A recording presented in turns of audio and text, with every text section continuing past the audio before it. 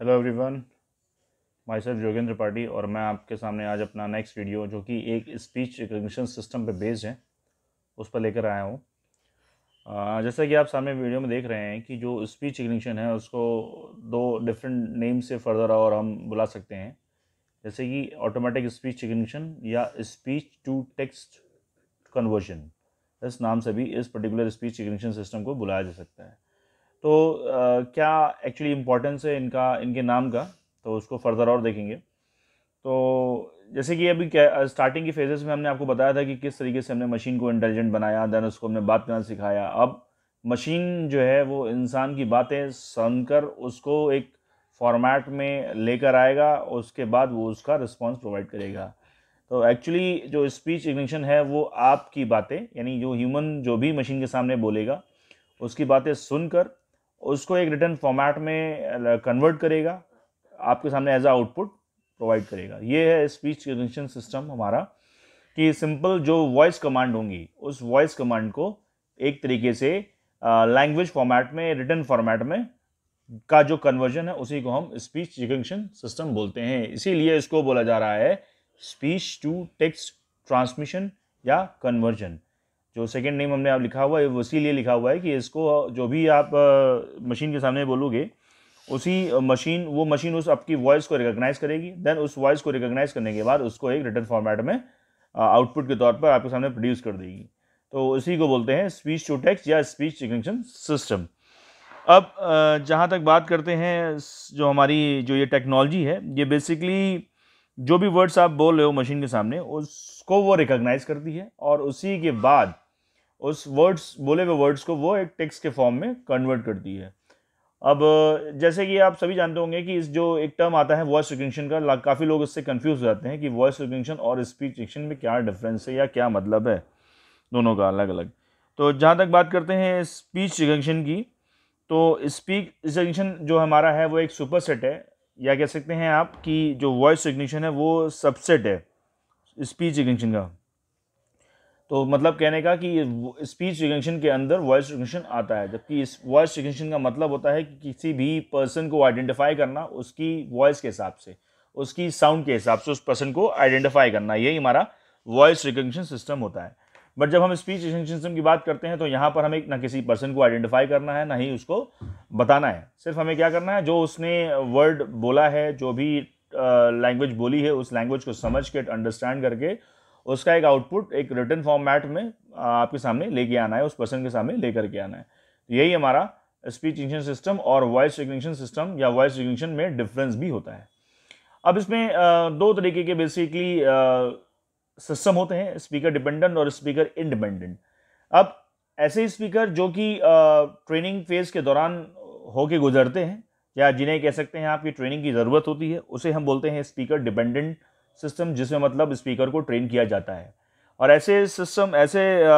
System जहाँ पर कोई भी स्पीकर जिसमें बिना किसी ट्रेनिंग के थ्रू हम उसको प्रोसेस करते हैं तो उसको बोलते हैं स्पीकर इंडिपेंडेंट सिस्टम, जहाँ पर स्पीकर की ट्रेनिंग की ज़रूरत नहीं होती। इस तरीके के लिए हम सिस्टम में स्पीकर इंडिपेंडेंट सिस्टम इसको बोलते हैं। अब होता क्या है एक्चुअली में कि जो ये सिस्टम होता है वो किसी न किसी पर्सन की जो स्पेसिफिक वॉइस है उसको एनालाइज करता है और फिर उसको एक फिल्टर करता है, कह सकते हैं कि उसमें जो वर्ड्स का मतलब है, जो उसमें अननेसेसरी नॉइज है, उस नॉइज को फिल्टर करता है और उसके बाद उस पर्सन की स्पीच को रिकॉग्नाइज करके एक बेटर एक्यूरेट फॉर्म में रिजल्ट आपको प्रोवाइड करता है। ये हमारा कुछ स्पीच रिकग्निशन सिस्टम का कह सकते हैं कि तरीका है, किस तरीके से किसी भी स्पीच को वो रिकॉग्नाइज करते हुए उसका जो मतलब है, उसका जो आउटपुट है वो प्रोड्यूस करता है। अब ये हमारे सामने एक छोटा सा ब्लॉक डायग्राम है जो किसी भी स्पीच रिकग्निशन सिस्टम को क्लियरली एक्सप्लेन करता है। तो जब इसकी बात करेंगे तो सपोज हमारे पास कोई भी किसी बंदे ने कुछ भी अगर बोलता है मशीन के सामने, मशीन को कोई कमांड प्रोवाइड करता है और जो कमांड होगी वो हमारी वॉइस के फॉर्म में होगी। तो जो वॉइस के फॉर्म में हमने मशीन को इनपुट दिया, वो आप यहाँ पे देख रहे हो, मशीन को हमने वॉइस के फॉर्म में इनपुट दिया और मशीन ने उस जो इनपुट लिया उस इनपुट से चीज़ों को प्रोसेस करना शुरू कर दिया। यहाँ पर ही हमारा जो फेज़ है वो स्टार्ट हो जाता है, मतलब उसकी प्रोसेसिंग स्टार्ट होगी, यानी फीचर्स को एक्सट्रैक्ट करना शुरू कर दिया। फीचर्स एक्सट्रैक्शन में बहुत सी चीज़ें आ सकती हैं, मे बी उसको एनालॉग टू डिजिटल कन्वर्जन हो रहा होगा, मे बी उसमें कुछ प्रोसेसिंग हो रही होगी, ठीक है। तो इस तरीके की चीज़ें हम उसमें करते हैं या लेके आते हैं। उसके बाद क्या होता है कि उस मशीन जो हमने फीचर एक्सट्रैक्ट किए हैं उसको डिकोडर के माध्यम से, अगर वो अकाउस्टिक मॉडल पे बेस्ड है और या लैंग्वेज मॉडल पे बेस्ड है, तो उन दोनों मॉडल्स के थ्रू उस इनपुट को हमने प्रोड्यूस किया और उस पर जाने के बाद फिर वो वहाँ पे आउटपुट एक इंटरमीडिएट स्टेज में डिकोडर के पास प्रोड्यूस करते हैं और डिकोडर उस मैसेज को कन्वर्ट करता है या डिकोड करता है जो भी वॉइस आपके सामने प्रोड्यूस की गई है, और उसका एक आउटपुट आपको इस फॉर्म में, टेक्स्ट के फॉर्म में प्रोड्यूस कर देता है। अब इसको एक बार फिर से दूसरे तरीके से समझने की कोशिश करते हैं कि जो ये हमारा ब्लॉक डायग्राम है ये बेसिकली किन फेजेस में काम करता है। तो जब हम ब्लॉक डायग्राम की जो हम आपके सामने दिखा हुआ है उसमें हम कह सकते हैं कि जो block diagram basically 3 main parts से मिलकर बना हुआ है या 3 मेन पार्ट्स में फंक्शनिंग परफॉर्म करता है। पहला फेज जो होगा हमारा वो होगा स्पीच रिकॉग्निशन का फेज, जहां पर कोई भी मशीन, जिसे हम फीचर एक्सट्रैक्शन की बोल रहे हैं, जहां पर कोई भी मशीन किसी भी वर्ड को कैच करने, फ्रेज को कैच करने या सेंटेंस जो आप बोल रहे हो उसको कैच करने की कोशिश करती है। यानी जो आपने वॉइस की तरह इनपुट दिया, वॉइस के फॉर्म में जो इनपुट दे रहे हो उसको जब यहाँ पर आपने कैच करोगे, चाहे वो सेंटेंस आपने बोला, कोई वर्ड बोला, कोई फ्रेज बोला, तो जब वो उसकी बात करोगे तो अब यहाँ पर स्पीच रिकग्निशन पहले फेज में यहाँ पे काम में आएगा। उसके बाद जब आप कोई वर्ड बोलोगे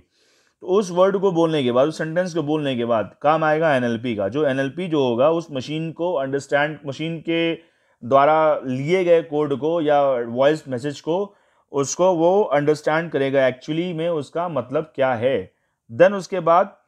जब उस पर्टिकुलर को एनालाइज कर लेगा, समझ जाएगा, अंडरस्टैंड कर लेगा, तो फिर उस स्पीच को टेक्स्ट के फॉर्म में प्रोड्यूस कर देगा। अगर हम कहें तो यहाँ पर ये चीज़ कह सकते हैं कि जो ओवरऑल हमारा जो मशीन का फेज है वो बेसिकली 3 पोर्शन में डिवाइडेड है। सबसे पहला हमारा क्या है, स्पीच रिकग्निशन सिस्टम, जो कि इसका स्पीच रिकग्निशन जो कि किसी भी मशीन को, मशीन में जो है as a voice input provide करता है। देन हमारा फेज आता है एनएलपी का, जो उस इनपुट लिया गया है उस इनपुट को एज समझने की कोशिश करता है, उसकी लैंग्वेज को अंडरस्टैंड करने की कोशिश करता है, जो यहाँ पर इस डिकोडर के फॉर्म में आपको देखने को मिल रहा है। यहाँ पर उस लैंग्वेज को अंडरस्टैंड किया जा रहा है, उस टेक्स्ट को, उस वॉइस को अंडरस्टैंड किया जा रहा है, और जो एक्सट्रैक्शन है, जो उसकी कोडिंग है, वो उसके बाद के फेज की बात है। नेक्स्ट बात आती है जब आपने उस लैंग्वेज को अंडरस्टैंड कर लिया कि जो आपने बोला है, उसके बाद उसको हम स्पीच की सिंथेसिस को परफॉर्म करते हैं, जहां पर हमने उस वॉइस कमांड को टेक्स्ट फॉर्म में कन्वर्ट कर दिया। तो ये 3 फेजेस है। अब यहाँ पर आपके सामने 2 मॉडल फ्लैश हो रहे हैं, एक हमारा अकाउस्टिक मॉडल फ्लैश हो रहा है, एक हमारा लैंग्वेज मॉडल फ्लैश हो रहा है। तो जैसे अकाउस्टिक मॉडल की बात करते हैं तो हम बात करेंगे साउंड की, यानी जिस वे में आप साउंड प्रोड्यूस कर रहे हैं, मतलब उसका पिच क्या है, उसका एम्पलीट्यूड क्या है, उसके हिसाब से उस वॉइस को अंडरस्टैंड करना, ये एक एनएलपी का लिए एक टास्क होता है। और उसके बाद उस जो भी आप वॉइस आपके सामने आ रही है उस वॉइस को फिर हम गिवन वर्ड से मैच कराने की कोशिश करते हैं, देन उसके बाद उसको ट्रांसलेट करते हैं। जहां तक बात लैंग्वेज मॉडल की है तो लैंग्वेज मॉडल बेसिकली हमारा लिंग्विस्टिक मीनिंग से रिलेटेड है, या कह सकते हैं कि जो अकाउस्टिक मॉडल था वो बेसिकली फोनेटिक से रिलेटेड था, फोनेटिक रिप्रेजेंटेशन से उसका मतलब था। फोनेटिक रिप्रेजेंटेशन का मतलब है कि जो वॉइस की पिच क्या है, उसका एम्पलीट्यूड क्या है, उसको बोलने, जब हम, क्योंकि हर व्यक्ति का जो प्रोनाउंसिएशन होता है वो डिफरेंट होता है, कोई किसी चीज़ को कैसे प्रोड्यूस करता है, कोई किसी चीज़ को कैसे प्रोनाउंशिएट करता है, तो उसके हिसाब से उस पर्टिकुलर टेक्स्ट को हम पहचाने की, वॉइस को पहचाने की कोशिश करते हैं, देन उसके बाद उसको टेक्स्ट में कन्वर्ट करते हैं। और जहाँ तक बात लैंग्वेज मॉडल की है तो लैंग्वेज मॉडल में बेसिकली हमारे पास ग्रुप ऑफ वर्ड्स होते हैं, डिक्शनरी होती है, जिसमें हम लिंग्विस्टिक फॉर्म के डेटाज को सर्च करते हैं, मैच कराते हैं, देन उसके बाद उसका करस्पॉन्डिंग आउटपुट प्रोड्यूस करते हैं। क्योंकि जो भी इनपुट यहाँ से गया है वो इनपुट या तो वॉइस के फॉर्म में आएगा, उस वॉइस के फॉर्म में आएगा तो उसका क्या मतलब है, क्या नहीं है, उसको हिसाब से हम लैंग्वेज मॉडल से कोरिलेट करते हैं, देन उसको एक टेक्स्ट के फॉर्म में इनपुट देते हैं। तो यहाँ पर हमारे पास एक छोटा सा एग्जाम्पल था जिसको हमने बताया आपको कि कैसे हमारा स्पीच रिकग्निशन सिस्टम काम करता है और किस तरीके से जो है इनपुट को वॉइस के फॉर्म में लेते हुए, फीचर को एक्सट्रैक्ट करते हुए, यानी एनएलपी को एक्सट्रैक्ट करते हुए आपका आउटपुट प्रोड्यूस करता है। तो अगर हम इसी पर्टिकुलर डायग्राम में बात करें कि किस फेज को कैसे ट्रीट किया जाए, तो दिस पर्टिकुलर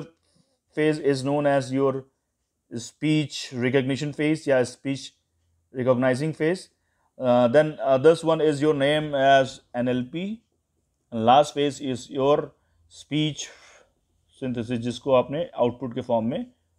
प्रोड्यूस कर दिया। तो ये हमारा कुछ फेजेस हैं जो आपने यहाँ पे देख